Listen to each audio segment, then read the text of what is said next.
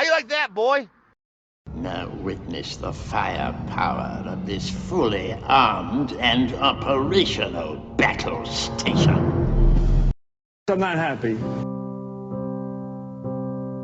I don't need Elizabeth Warren or the government giving away my money. Calling Mike Bloomberg an oligarch has implications in this country that I think are unfair and unreasonable. I care.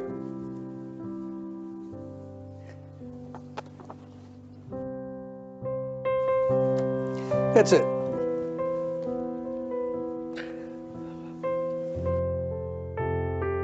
makes you think of some rich person who got their money off of oil in Russia, who's taking advantage of a broken and dysfunctional system. Bernie Sanders saying, the country's corrupt, our system's corrupt. Be careful about that language, Bernie.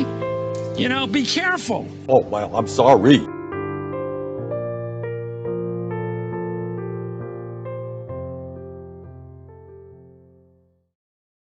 There's insanity in the control room.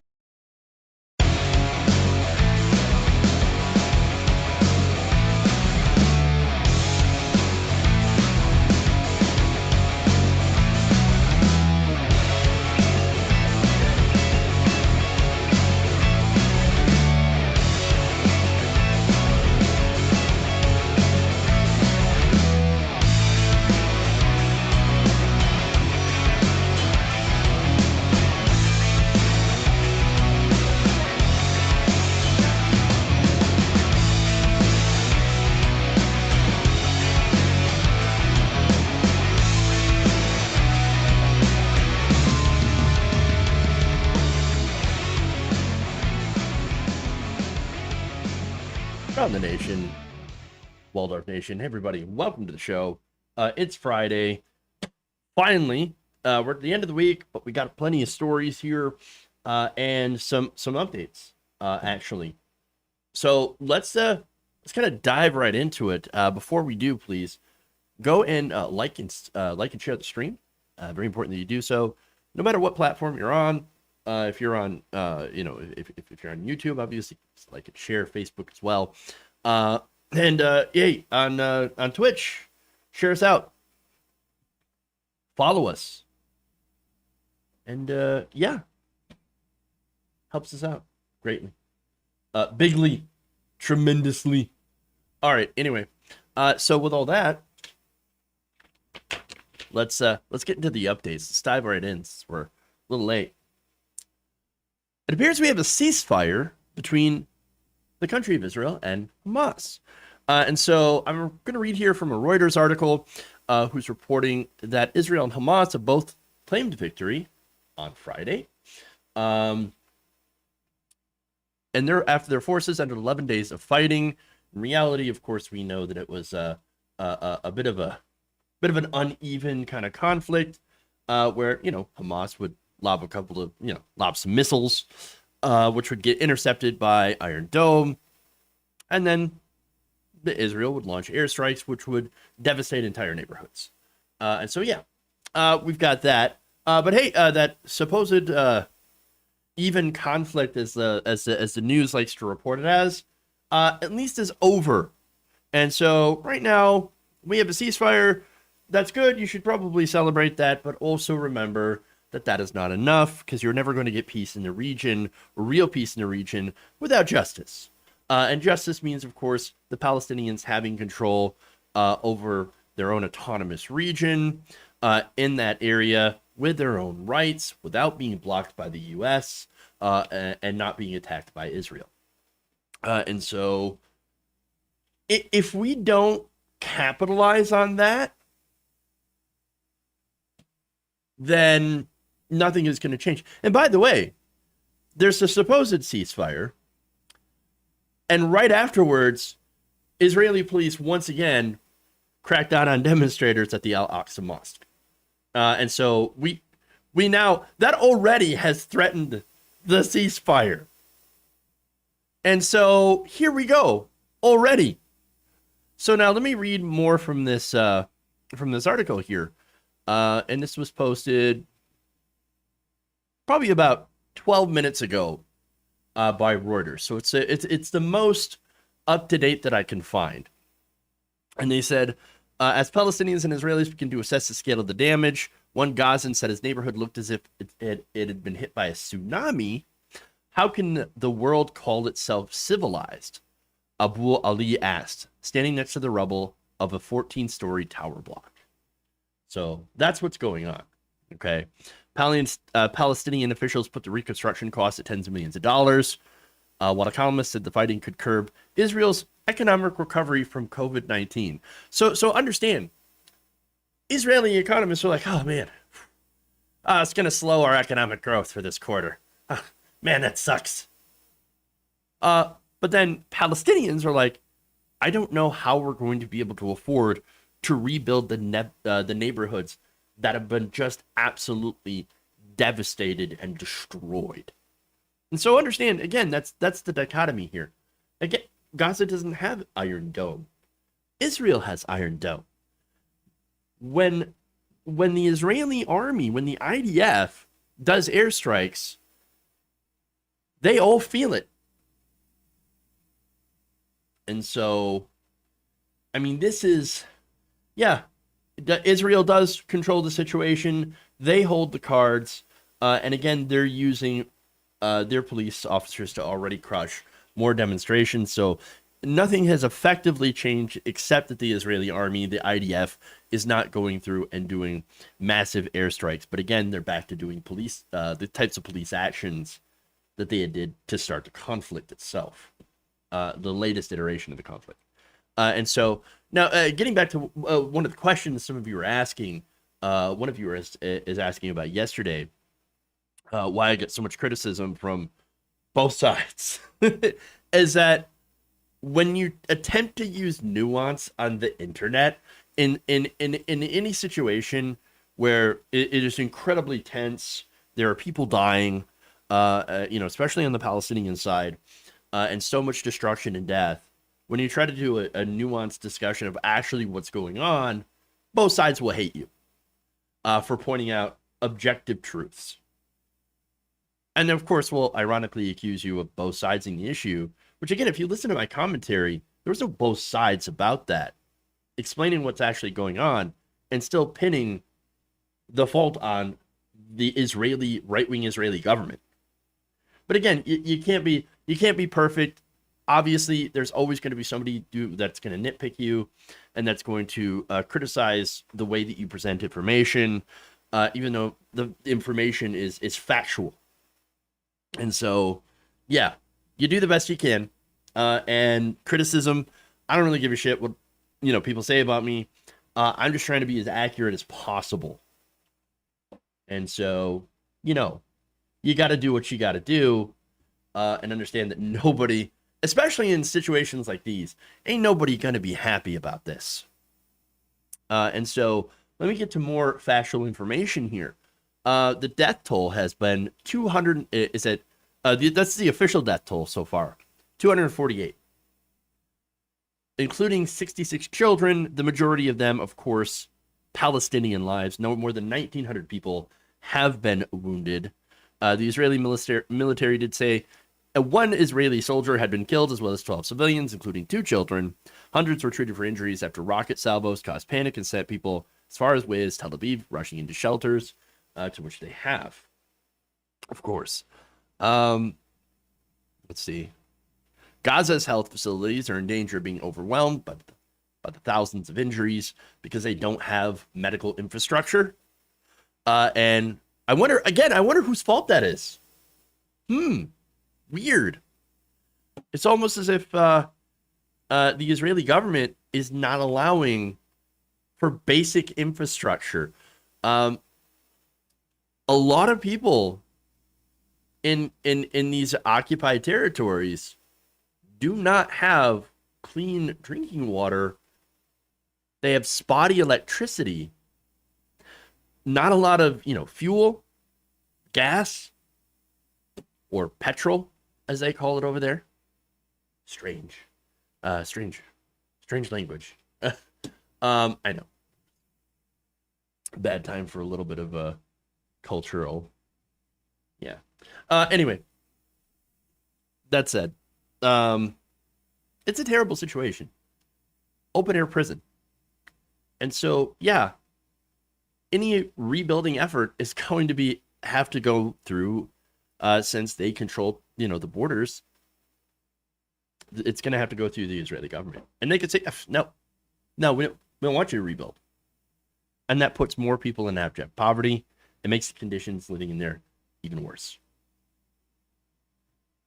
So it's a horrible situation. Horrible situation. Yeah. So there's a lot more that needs to get done if you're to have an actual peace and justice in the region. And it is very important, by the way, to point out that this peace, this so-called ceasefire, it is not justice.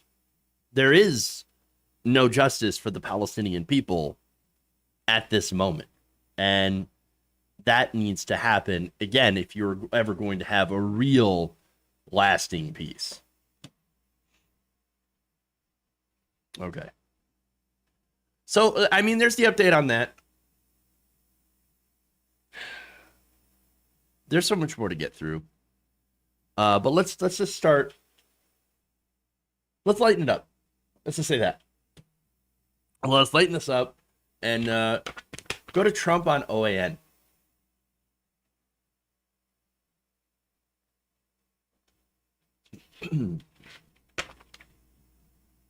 And by the way, I'm going to probably get criticized for that nuanced, factual breakdown of what's going on. All right. Former President Donald Trump recently lashed out at Republicans for not further embracing his conspiracy theories about the 2020 election. Because, of course, that's the only thing that he's worried about. That's the only thing that he's focused on. That's the only thing that he's even able to ever talk about. So now, on Thursday, OAN reporter or host or whatever, Chanel Rion, interviewed the former president, and here's how some of that went. President Trump says the covering up of some of the biggest stories in our lifetimes are driven by fear. They don't want to have lawsuits. They don't want to have litigation. They don't want to go through subpoenas and all of the problems, all of the things that are so viciously being used. And they're really afraid. I see it with people that I've known for a long time, and all of a sudden they don't want to broadcast the truth. We don't have a free and fair press anymore, or media anymore. This is not free. And you look at communist countries, that's what happens. Nobody can talk. And when you can't talk, there's nothing to discuss. I used to say something, and I would say it was right, but maybe it was controversial, and they'd be hitting me. I'd be hitting them. You argue it out, and you win or you lose, but it's a point. Now they don't want to talk about it. You're talking right now. Does he not know that he is literally talking to other people? On media, by the way. You're not in communist China. Okay, which, again, nowhere even close to being an authoritarian country in America. I mean, seriously. I'm sorry. This is just mind-numbingly stupid. Okay, he is talking. He's got a massive audience still, and massive support in the Republican Party. And yet, it's the same old song, same old song. Okay, and the problem, the real problem that he has, of course, is that the media, not that it's not free, or it's not fair, right? It's the fact that the media will not lie to his benefit. And I say that knowing that media does, in some cases, lie about certain things, and at the very least pushes different kinds of narratives. I know this. We all know this. Fox News, for example, pushes pro-Republican narratives. And of course, they have been caught in many lies. MSNBC also pushes pro-liberal narratives, and sometimes plays a little fast and loose with the truth as well. Now, progressives don't really have a media arm on cable TV, but we are largely online. But, you kind of get the point. Everybody's got a narrative. Everybody has a perspective, and that's actually totally fine. Yeah, you're allowed to have a perspective. You're allowed to have an opinion. Great. Now, I think that you should base that opinion on facts, on factual information, and actual objective reality. Now, that said, Donald Trump, he's mad that the media itself will not take his lies and spread them around. And not only that, but he's extra mad, extra salty that the media decides to challenge him on his lies. Now, look, I wish they would do that for Joe Biden. I wish they would do that for other politicians. I wish they wouldn't do that just for Trump. I wish they'd do that for other Republicans as well. And so that's kind of the sad lesson of the last 4 years, is as soon as Trump left power, left out of office, the media and everything kind of returned all to normal. And that's not good. Normal is kind of what got us here in the first place. So we've basically just been reset prior to 2016. And that just opens up the door for another Trump, unfortunately.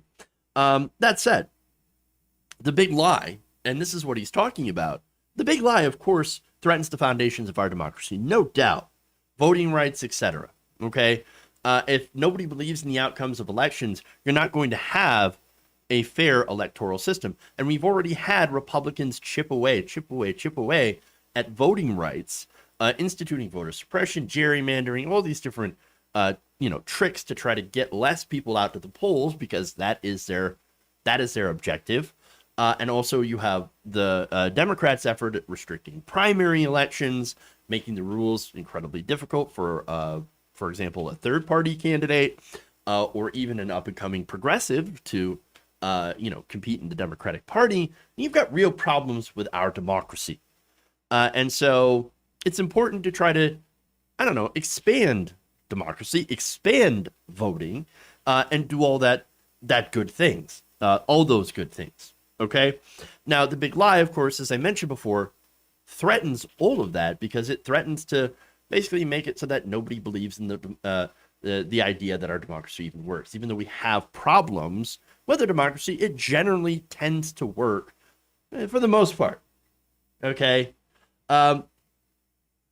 There's that. Okay. And it's important for the media to call out the lies, to call out that big lie.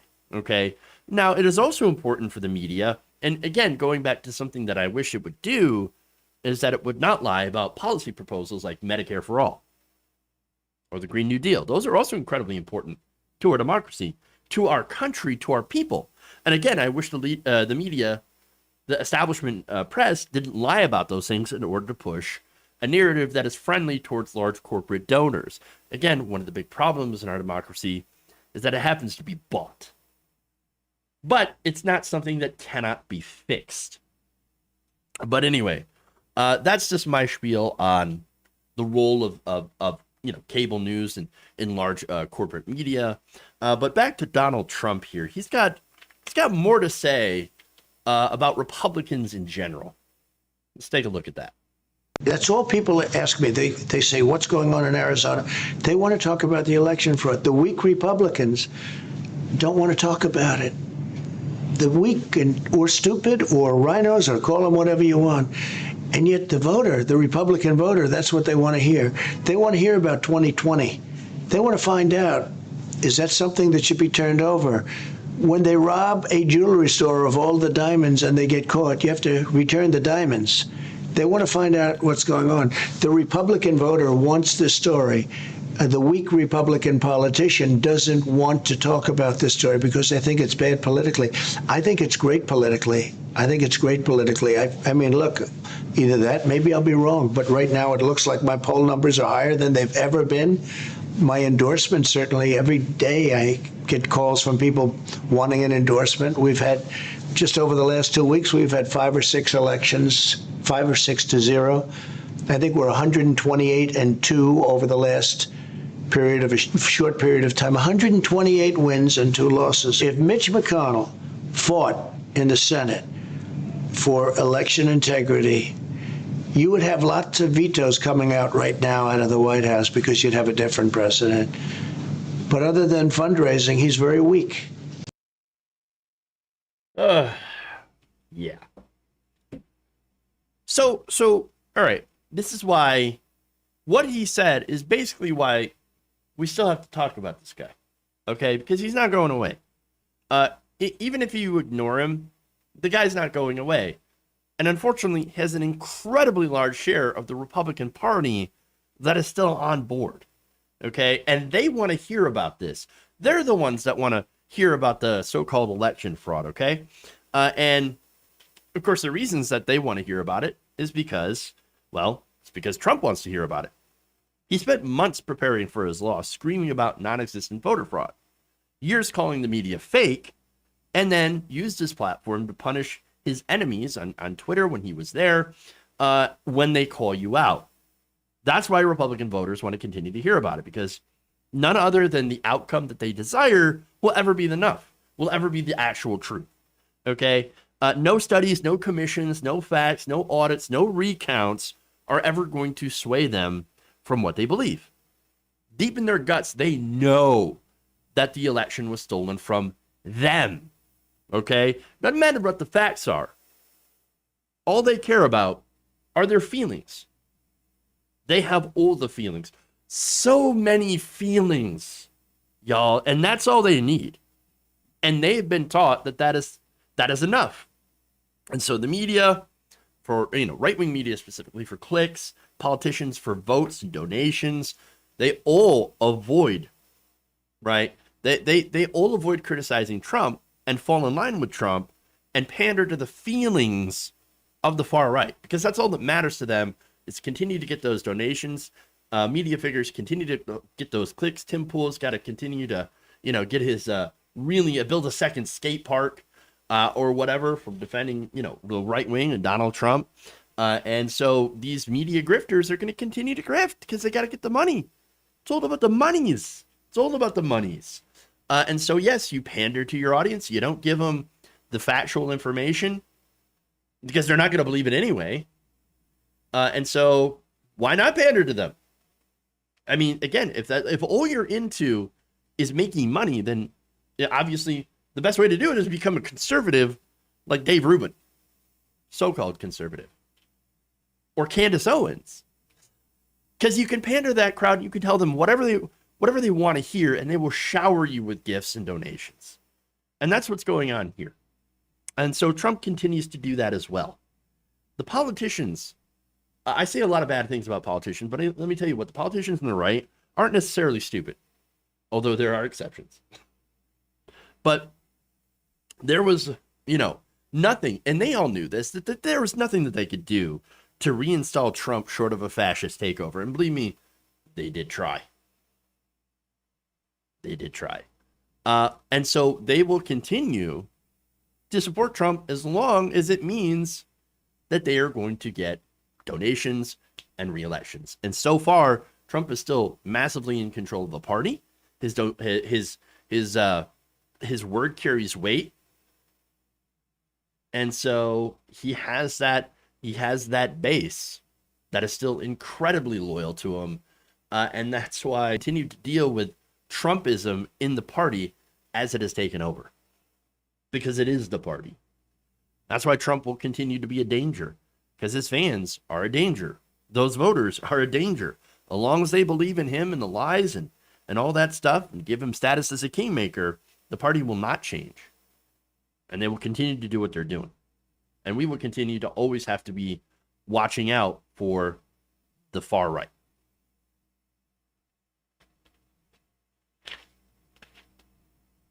Okay. All right.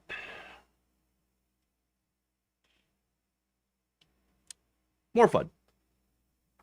Wait, that was a fun story? No, this one's a fun story. This is fun.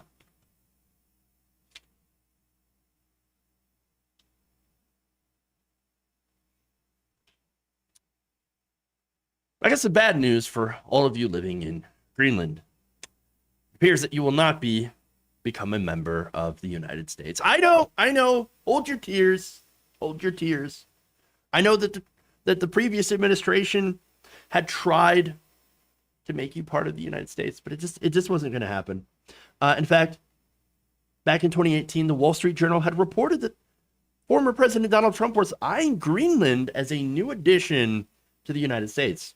Now, he, of course, wanted Greenland's natural resources, but also to add another state. But now, wait, if you want another state, why not just add D.C.? Why did he not push for D.C. statehood? Oh, right, it's because D.C. is full of Democrats. Now, what's funny is that Greenland belongs to Denmark, a much further left country than we are in America. Voters, if somehow, for some reason, Denmark was like, we're hard up for cash, I guess we'll sell you Greenland, then those voters, would they not be more left-wing? I don't know. It's smart president. The best president. Two unnamed sources told the Journal that the president has gone as far as asking his White House counsel about buying the island. The response by officials was swift and hilarious. Greenland's foreign minister dismissed Trump's interest in the territory, saying, quote, "We are open for business, but we are not for sale." Greenland Prime Minister also echoed that sentiment, saying, telling the Associated Press at the time that Trump's idea is not something that you joke about during a meeting in Iceland of the Nordic government leaders. Danish Prime Minister also said that the idea of purchasing the country was, quote, absurd, which gave Donald Trump all the feels. And as a result, Trump had famously blown off his trip to Denmark. Here's what he said. "Denmark, I look forward to going, but I thought that the Prime Minister's statement that it was absurd, that it was an absurd idea, was nasty. I thought it was an inappropriate statement. All she had to say is, no, we wouldn't be interested. We can't treat the United States of America the way they treated us under President Obama. I thought it was not a very nice way of saying something. They could have told me no." Honestly, they were pretty nice about it. You know, they could have laughed in your face. Could have told you, that you're a moron. But they didn't. Now, of course, all of you knew all this, right? This is an old story. So, Jeff, why are you bringing it up? Why are you bringing it up? Well, now we have an update. It appears that Secretary of State Antony Blinken had told reporters during a news conference that, no, we are not going to try to buy Greenland. The previous administration, we're not serious about that. In fact, he said that it was correct the U.S. does not seek to purchase the autonomous Danish territory, according to Reuters. Blinken was sitting next to the Danish foreign minister, Greenland's premier and foreign minister, when he had issued his remarks.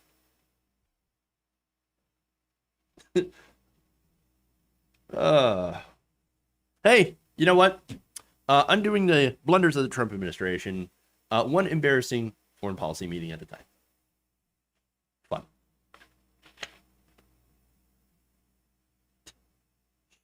Okay. He didn't think people actually lived there. I know, it's...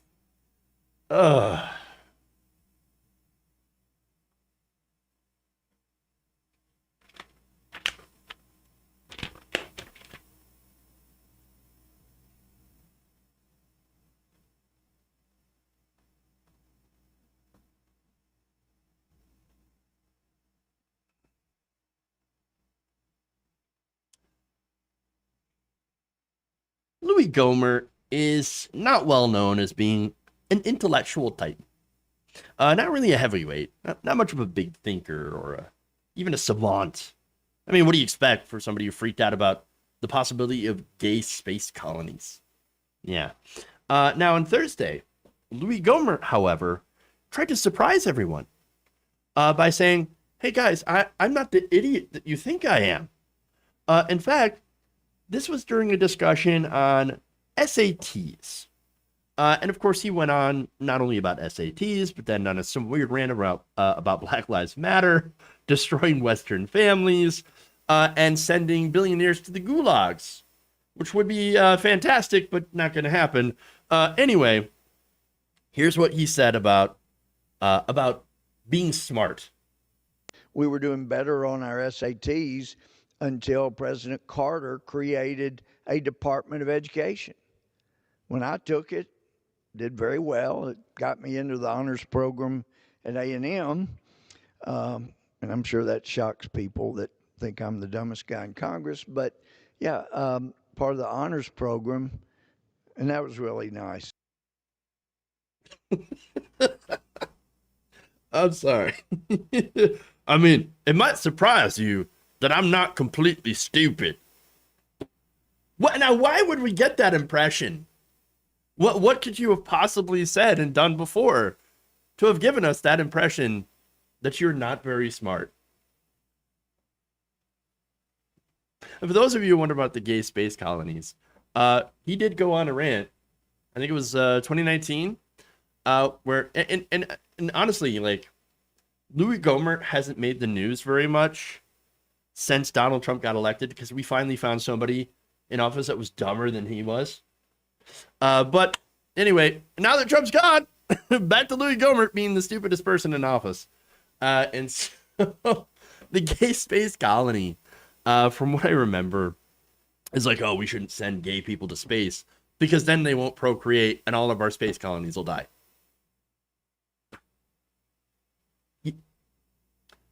Dumbest person ever.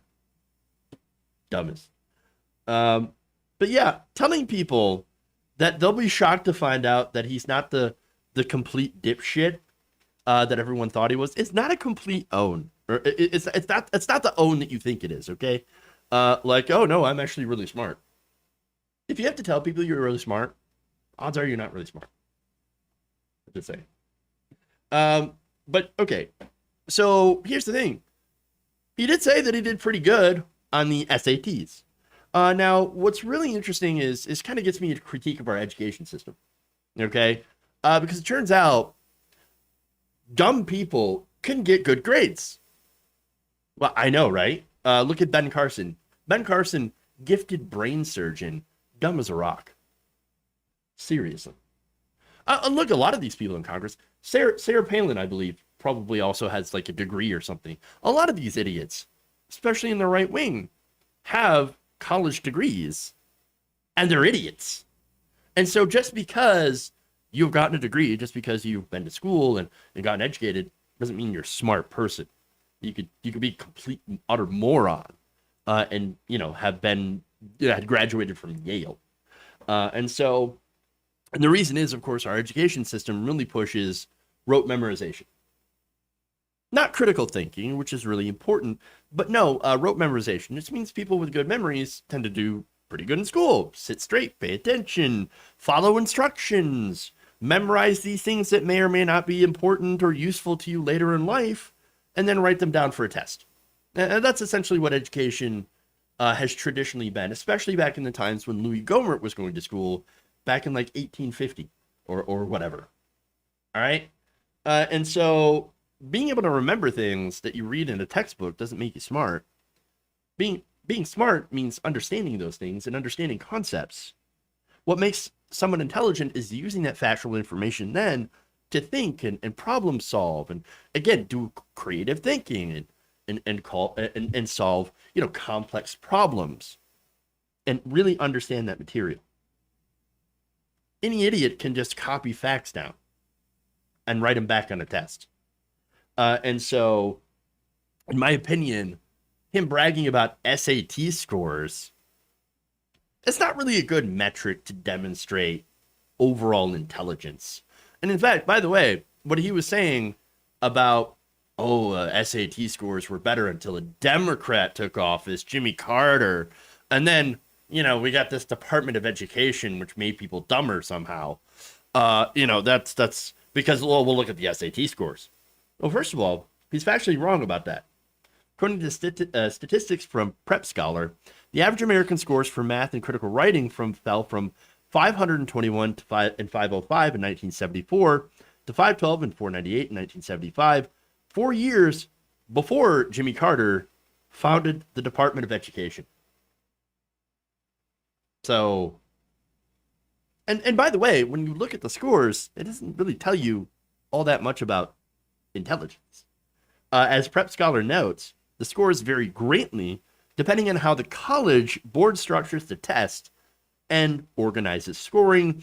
And also, one big important factor, too, is that there are differences based on ethnic and socioeconomic backgrounds of the test takers, which can determine how well you take tests.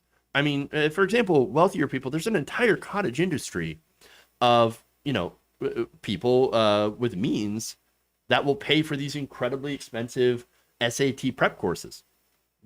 Of course, to do that, or they pay someone else to do the SAT for them, then they're going to get a better score. That doesn't necessarily mean they're smarter if they could pay someone. Whereas you got somebody who, black inner city, whatever, hustling at a job, then studying, they might get a lower SAT score. That doesn't mean that they're less intelligent. It just means they got other things to do other than study. Okay. And they don't necessarily always have those means to be able to pay for those expensive prep courses. And so it really is a super bad, a terrible metric on how to gauge intelligence. It has nothing to do with it. As evidence of Louis Gohmert being a raging dipshit. So I'm just saying. All right. Now let's get to a couple of mocking tweets, which is just fun. Just to kind of round out the segment here. One person says, any grown-ass middle-aged man who still feels compelled to brag about his SAT score is indeed the dumbest man in Congress. Or dumbest man in Congress. True. And let's go back, by the way, to Donald Trump, who constantly brags about his scores in his test scores and his grades in school, and yet will not release the transcripts. So, real smart. Tremendously smart. Nobody is as smart as me. I should have been a doctor. Could have been the greatest doctor. Everybody was wondering why I didn't go into medicine. I decided to get into politics and help people and real estate. Oh my God. Ridiculous. One more person says, if Louis Gohmert has the self-awareness to know that people say he's the dumbest guy in Congress, does that make him no longer the dumbest guy or just the most aware dumbest guy? Kind of like the Sixth Sense, I see dumb people. They're all around me, but they don't know they're dumb. But I think in this case, self-awareness. Fun. All right. I could have gone more into that, but we got more stuff to do and we're running lower on time. So let's do it. I have a PhD and never took the SATs. There you go.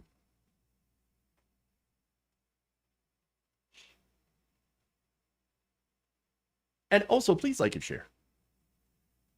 Don't worry, I'll get to reading super chats and stuff when I get done with the stories. So, if there are any, of course. All right.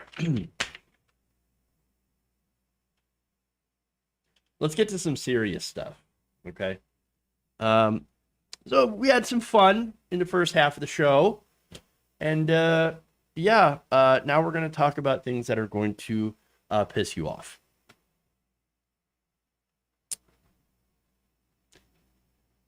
With the coronavirus pandemic ongoing, but cases thankfully declining in the U.S. and other Western nations as a result of the vaccines. Now, vaccines are fantastic. They're wonderful. You should absolutely get vaccinated, 100%. Now, as a result, though, there was another thing that happened as a result of the vaccines, and that's the pharmaceutical industry getting rich, and specifically the industry itself welcoming 9 new billionaire CEOs to the ranks of the other billionaires.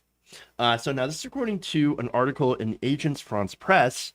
Profits from COVID-19 vaccinations have helped at least 9 more people become billionaires.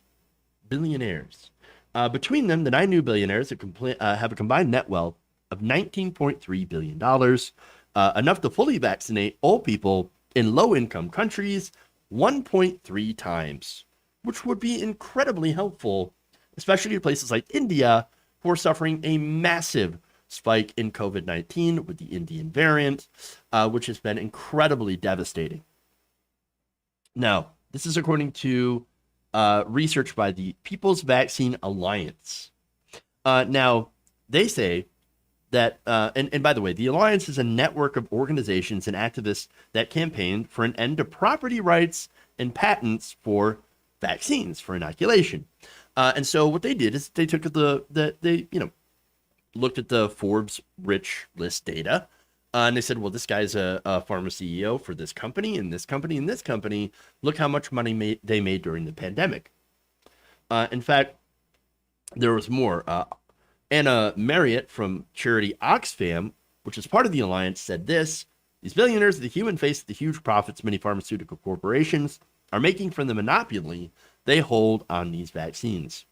In addition to the new mega rich, 8 existing billionaires have seen their combined wealth increase by a total of $32.2 billion as a result of the vaccine rollout. Topping the list of new vaccine billionaires with the CEO of Moderna, Stephanie Bancel, and his BioNTech counterpart, Ugur Sahin. 3 other neo-billionaires are co-founders of the Chinese vaccine company, CanSino Biologics. And they say China's communist. Yeah. No, they're what was there? Socialist with Chinese characteristics or something? I think that's how they describe themselves now. But anyway, more billionaires. Because that's just what the world needs.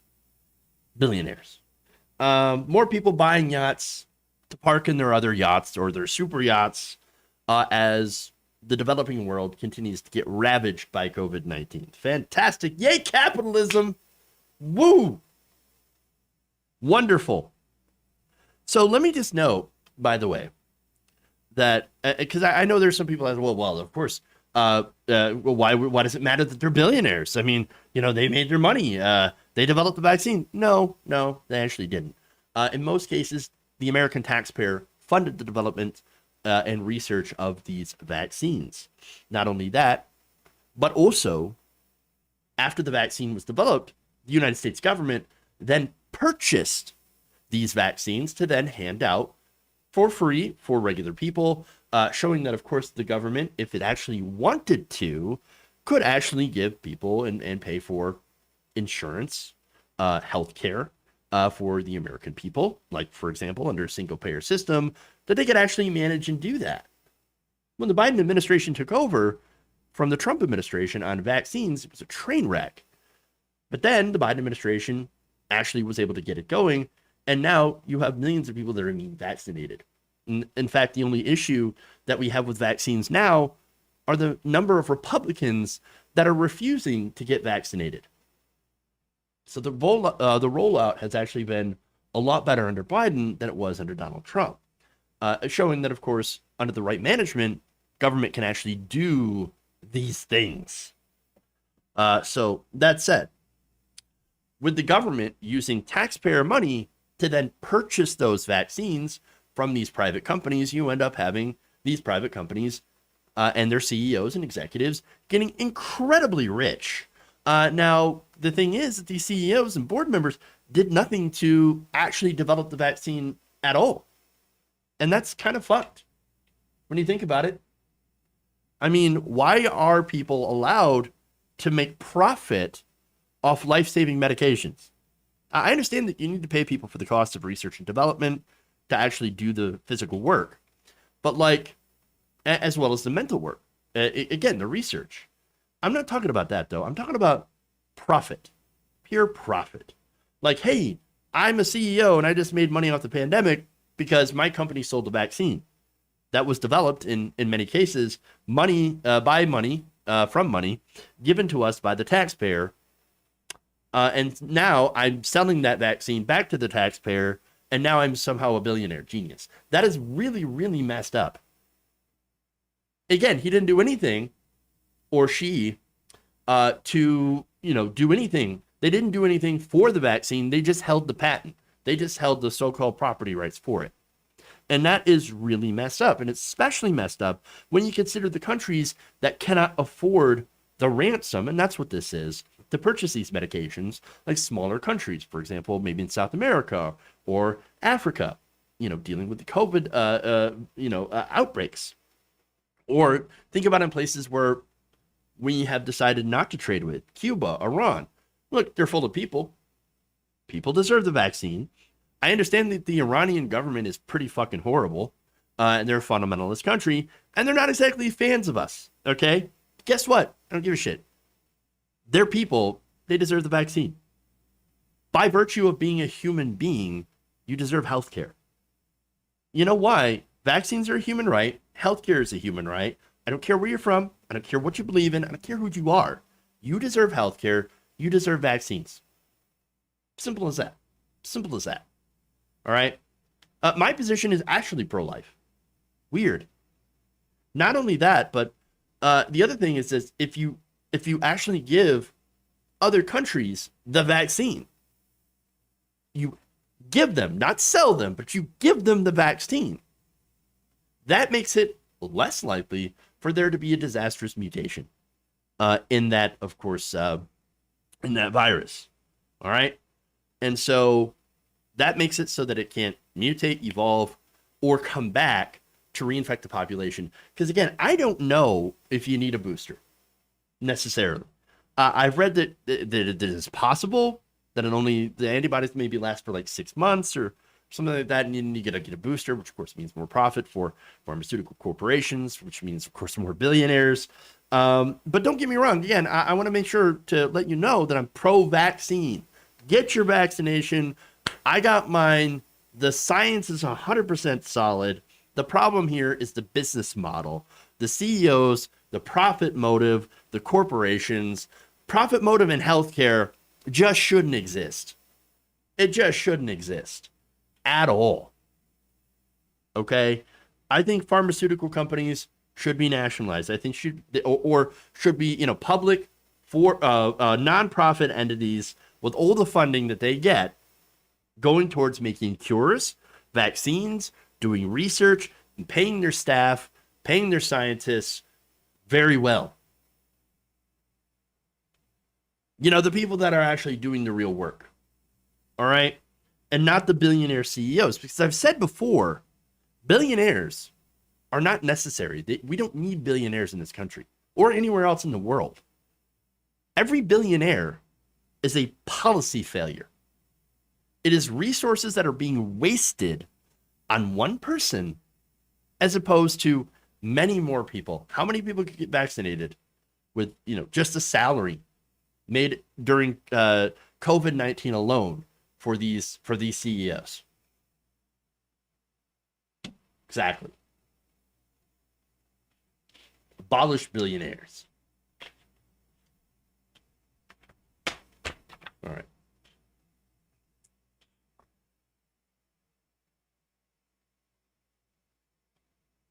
Let's go to more problems with capitalism. Or people could be fed. Absolutely. People could be fed. People could be housed. So much good could be done with this. Flint could have clean drinking water. Everyone in this country could have clean drinking water. People over the world would not have to go hungry. Imagine if we did that for the world. But no, can't do that. I don't know why, but we can't do that. It's fucked, man. Okay, anyway. If you're not mad enough, you will be after this one.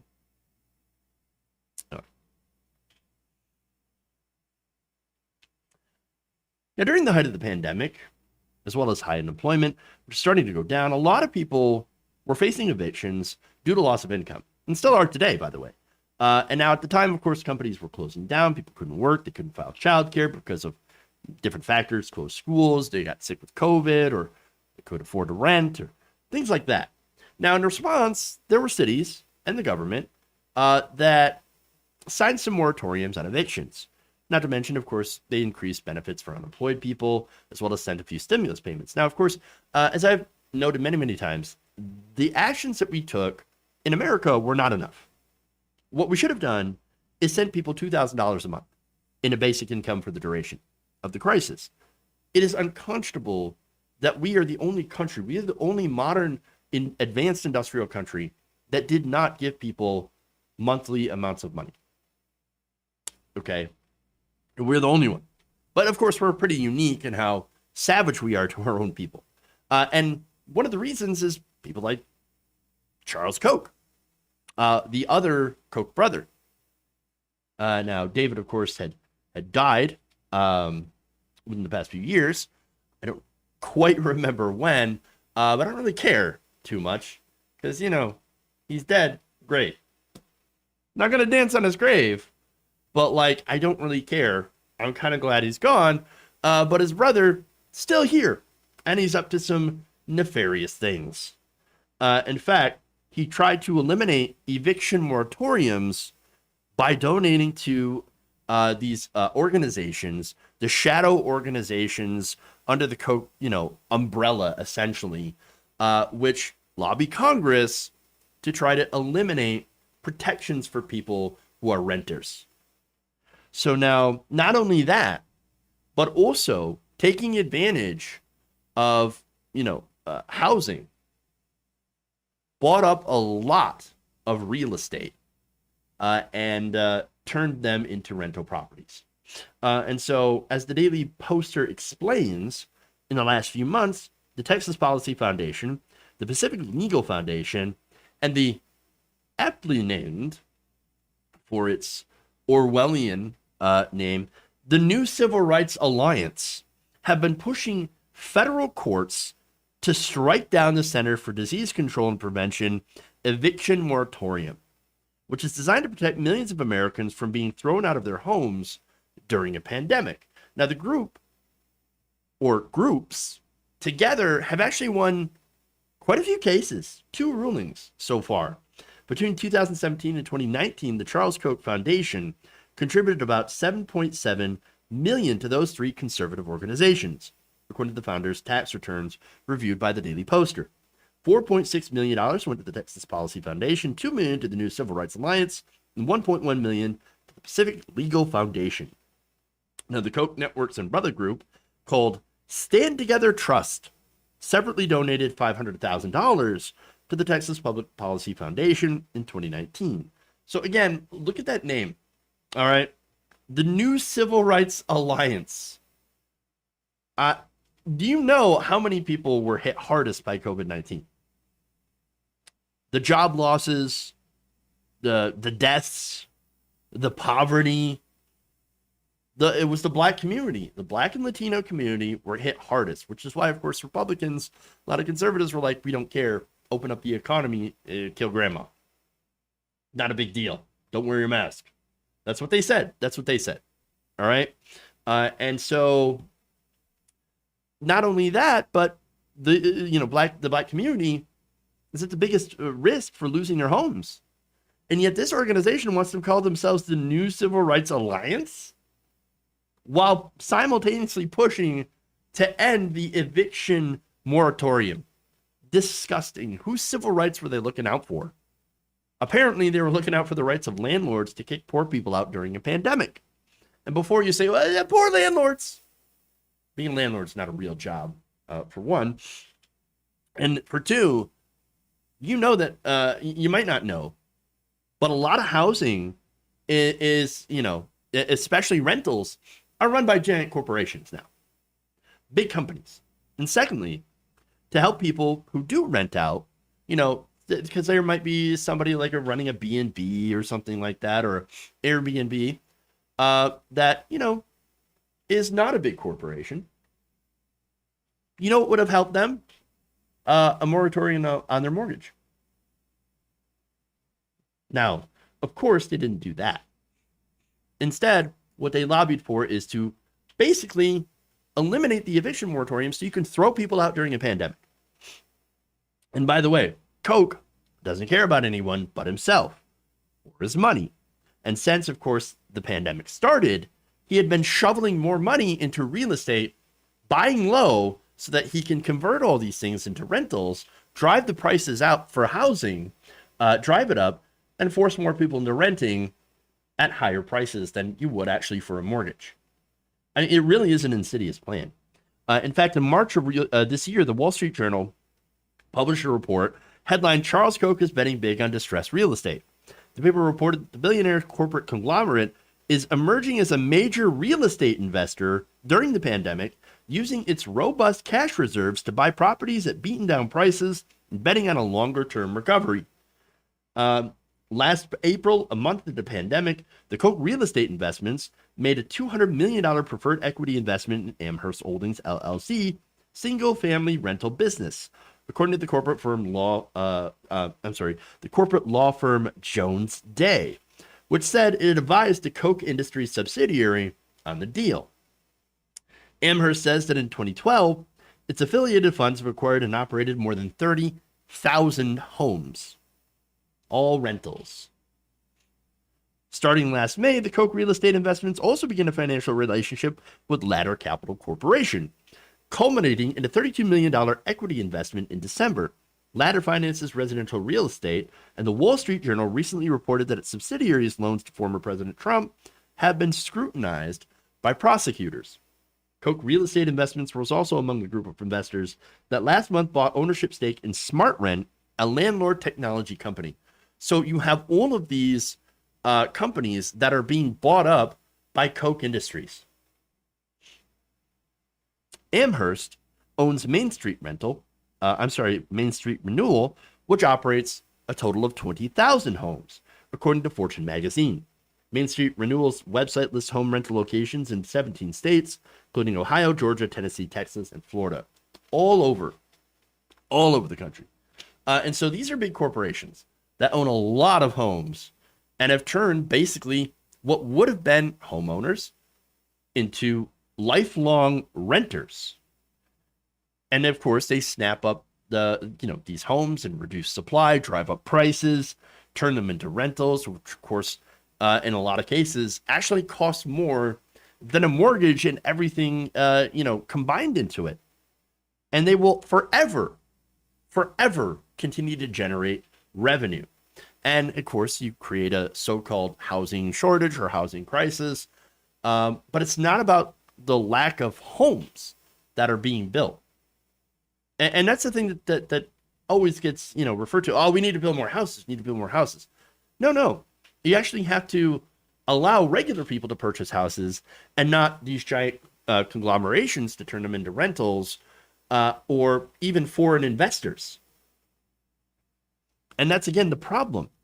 But not only that, Ladder and Amherst, and by extension Koch Industries, also would benefit if they're successful in overturning those eviction bans. So again, you're forcing people to be renters, and when an emergency hits, well, if you don't pay the rent, you get kicked out. Now, as a homeowner, you actually get a lot longer of a grace period and a lot more options, as well as federal help, in order to, make sure that you don't end up having to foreclose on your house. When you're a renter and you miss the rent, you have a very, very small grace period and can get kicked out immediately. And so there are benefits to home ownership that are incredible, especially if you're having a hard time, if you're having a difficult time, not so much for renters. And so that's another problem as well. And again, as I mentioned, that they have had some wins on the front for being able to overturn some of these moratoriums. Both Ladder and, in February, the Texas Public Policy Foundation had convinced a federal judge in Texas to declare the CDC's eviction moratorium unconstitutional. Now, of course, that is Texas. In March, a federal judge in Ohio then sided with the Pacific Legal Foundation, ruling the CDC exceeded the scope of its authority with its eviction ban. Now, the whole point, though, of an eviction moratorium is so that people can shelter in place. So that's important. If you don't have a place to shelter during a pandemic, then you're at risk of contracting the disease or the virus and also spreading the virus. So being able to shelter at home and stay home was an incredibly important part of trying to control the spread. So I think it is part of the CDC's mandate because they are all about, supposed to be, public health. That was their mandate. Now, what's really gross about this too is that these companies had already known that the pandemic itself was going to be really horrible for renters, and they didn't care anyway. They continued to try to crush moratoriums. In fact, In March of last year, Amherst Capital researchers had warned investors the pandemic could disproportionately crush renters. Quote, while no economic class will be untouched by COVID-19's silent wrath, lower middle-income households, mostly hourly workers, are likely to bear the brunt. A disproportionate share of these affected hourly wage workers are renters who will need payment support in these trying times. So now, payment support. What do we get from Republicans? Every effort to try to stop any kind of payment supports that would help renters, that would help the American people. In fact, Koch-funded politicians continue to try to stop any sort of help for regular hourly wage workers. Okay? And so not only that, but they also tried to give most of the money, relief money, to the large corporations and the rich, while fighting against the eviction moratoriums. Amherst reported lobbying Congress on issues related to the single-family residential housing market, according to the most recent federal disclosures from the first quarter of 2021. In filings with the Security and Exchange Commission, Ladder recently warned investors that lenders and landlords face challenges in enforcing contracts and instituting proceedings such as foreclosures and evictions as a result of moratoriums, and that therefore new properties that we may acquire or redevelop may not produce significant revenue immediately. And of course, they're worried, obviously, about one thing: revenue. And in October, days after the Pacific Legal Foundation and the Texas Public Policy Foundation filed their lawsuits, Ladder CEO Brian Harris used an earnings call to declare that these eviction moratoriums that are out there are accidents waiting to happen. Quote, the government at large takes people who are voting and says, you don't have to pay your rent this month, but they're not going to be there when they owe 6 months worth of rent. And they haven't told the landlord that he doesn't have to make his payment to his lender like me. You want to know how much the banks got during the pandemic? Over $6 trillion in liquidity. You know how much corporations got? Billions of dollars in paycheck protection loans. While the American people, some of the American people, not even all of them, got a total of $3,200 over the course of an entire year per person. These stimulus checks were heavily means tested. A lot of Americans didn't get them, who might have needed them because it was based on the previous year's taxes. Not only that, despite the moratorium, which basically says you don't have to pay rent. Okay, but that doesn't mean that rent doesn't accrue. And so now out there, if you've had 6 months where you couldn't be able to afford the rent, or you had to basically, say, look, I only have enough for groceries, I only have enough to keep the lights on, food and all that stuff, since I can't find work, or I can't work due to this, or I'm sick, or I have medical bills, anything like that, or what I'm getting just isn't enough, that money still piles up. That money still piles up, and it doesn't go away. And so, as a result, you have millions of people out there who now have thousands of dollars in back rent. And to show you how bad it is, compared to what we actually got from the government, the average rent for a person in America is about $1,100 for a two-person apartment, a two-bedroom apartment. A studio apartment is over $900. And that's not just in the cities, where studio apartments can range to $2,000 a month. In fact, in order to afford a two-bedroom apartment in California, for example, a renter needed to earn an average hourly wage of nearly $37 an hour. And by the way, that does make me rage, because the rent is too damn high. Too damn high. In fact, rental costs were considerably higher than the hourly minimum wage in all U.S. states. And what the Kochs are doing, along with these groups, along with foreign investors, are driving up the price of rent and driving up the price of property, turning them again into rentals and fighting against ways to protect renters.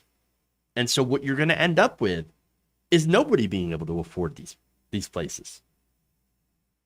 their other advocacy on keeping wages low too, you have to wonder if they actually realize that nobody's going to be able to live in those places and in places where the jobs exist.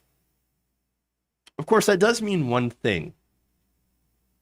It means that, well, I mean, if you can't afford to live in the place where you're working, I guess you're just going to have to commute, which means more travel and, yes, more usage of fossil fuels. And we all know where the Koch family got their fortune from. Fossil fuels. As always, with everything, follow the money.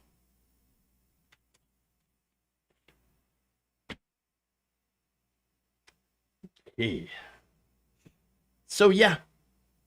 If that didn't boil your blood enough, then I don't know if you've been paying attention.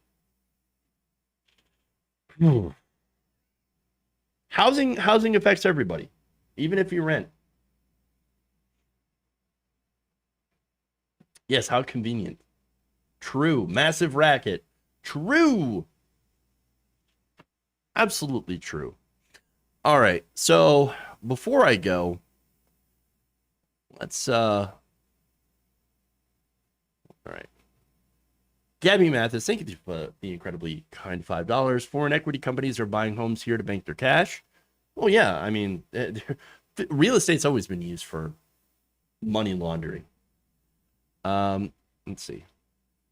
Madarmo says, thanks for creating and keeping this pocket of sanity within the madness. Resist entropy. True. I watched a show that features New York City apartments where they literally rented closets for $2,000 to $3,000 a month. Insanity. Total insanity. I don't know how anybody can defend the system the way that it is when it comes to real estate, or I guess a lot of other things. You might have to be, I guess, benefiting from it in order to defend it. Or, you might be helping billionaires, even though you're not going to be part of them. Yeah, not going to be a billionaire. Also, Gabby Mathis says, we need Medicare for all to cut prices in the U.S. True. And that's exactly what it would do. All right, let's go over to Twitch. Thank you, Mary 2 Rose 66 for subscribing with Prime. Northern Ice Dragon, thank you for the 4 months with Prime. Really appreciate that. Of course, if you have if you have Amazon Prime, and you're not using it, you can use it to support this channel, which helps me out greatly. It doesn't cost you anything extra, but it goes to help me. So send me the Bezos bucks. Really appreciate that. Thanks for the new follows as well. Welcome to the channel. Do appreciate you. And yeah, all that. So Twitch, who are we gonna raid? Let's see. I think we'll do a Lumiru. They're incredibly based. Very, very good person. So we're gonna do a Lumi raid here on Twitch, and help them out. And by the way, Lumi is non-binary, I believe. So they, them pronouns, everybody. All right. Let's do it. Thank you all. Have a great weekend. We will see you back here on Monday. Stay safe. Thank you all. Love you. And remember, change begins with you. Good night, Nation. See you all later.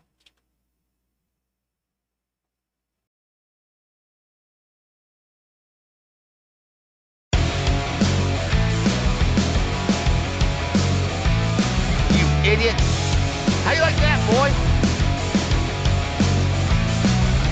There's insanity in the control room. Who's got a hammer?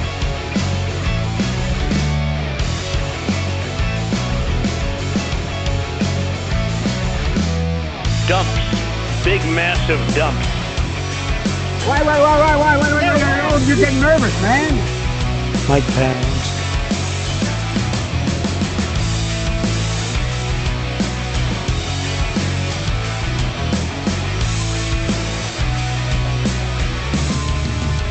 Please clap. Give me a break. You're kicking me out the door. You're kicking me out the door.